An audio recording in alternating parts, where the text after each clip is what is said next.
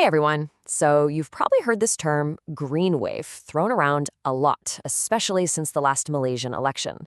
This idea of a huge rising tide of religious conservatism just sweeping across the country. But is that really the whole story? And that's the big question we're digging into today. Because honestly, when you start to look past the headlines, you find out that what's motivating young voters is, well, it's way more complicated than just a simple label. So, how do we get to the truth here? Well, we're going to follow the clues from this really fascinating report called Orang Kita. And listen, this is not your typical survey with a bunch of numbers. No, the researchers actually sat down for over 100 deep, in-depth interviews with young Malays right in the heart of the so-called green wave, the northern and east coast states. The story you usually hear is pretty straightforward, right? That this was a vote all about religious fanaticism. But what the Orang Kita report found is that the reality on the ground is way more practical. And honestly, it's not what most of us think at all. Okay, let's break down what's really going on. We're going to separate the myth from the reality. And I think the answer is going to surprise you. And here it is. This is the core of it. The report found that for most of these young voters, their ballot wasn't some passionate cheer for religious extremism. It was actually a protest vote. It was a vote against a system they feel has totally left them behind, both with their finances and in politics. This is our first major aha moment.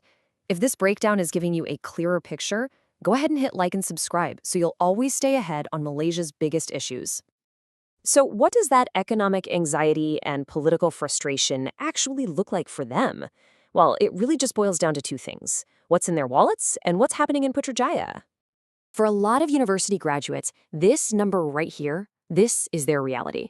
A starting salary of about 2,000 ringgit a month. I mean, think about it. After you pay for rent, your car, your food, there's almost nothing left. And that's before you even start thinking about paying back student loans. And that feeling, that struggle, is captured perfectly in this quote. It's this powerful sense of being abandoned, right?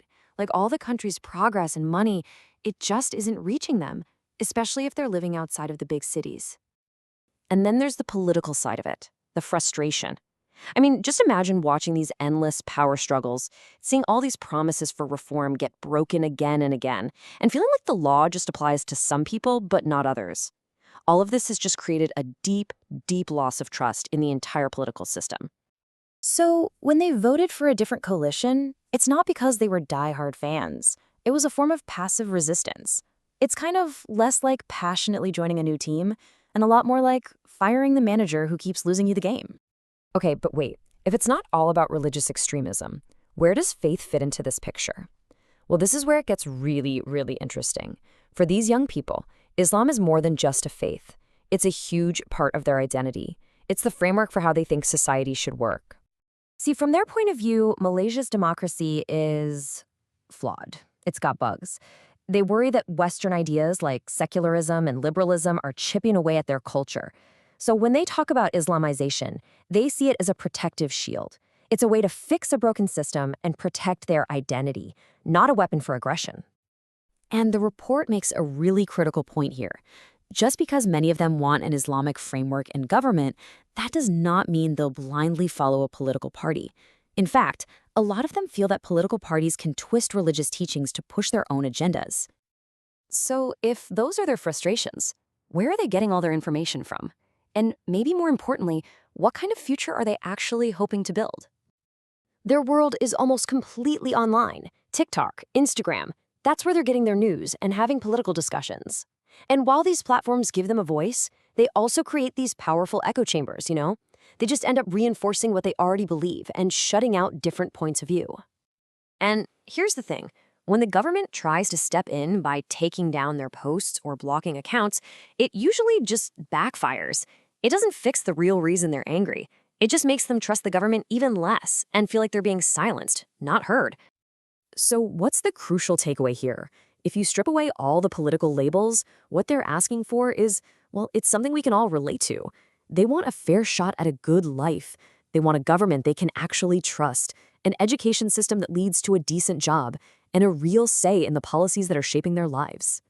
So at the end of the day, the green wave isn't the problem itself. It's a symptom.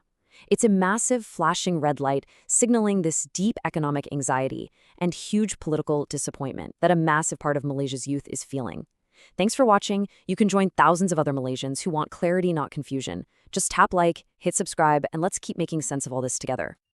And all of this leaves us with one final massive question. This isn't just about one group or one election. It's about how Malaysia can build a future where every single young person, no matter where they come from, can actually look ahead and feel a real sense of hope. What do you think the answer is? Let us know down in the comments.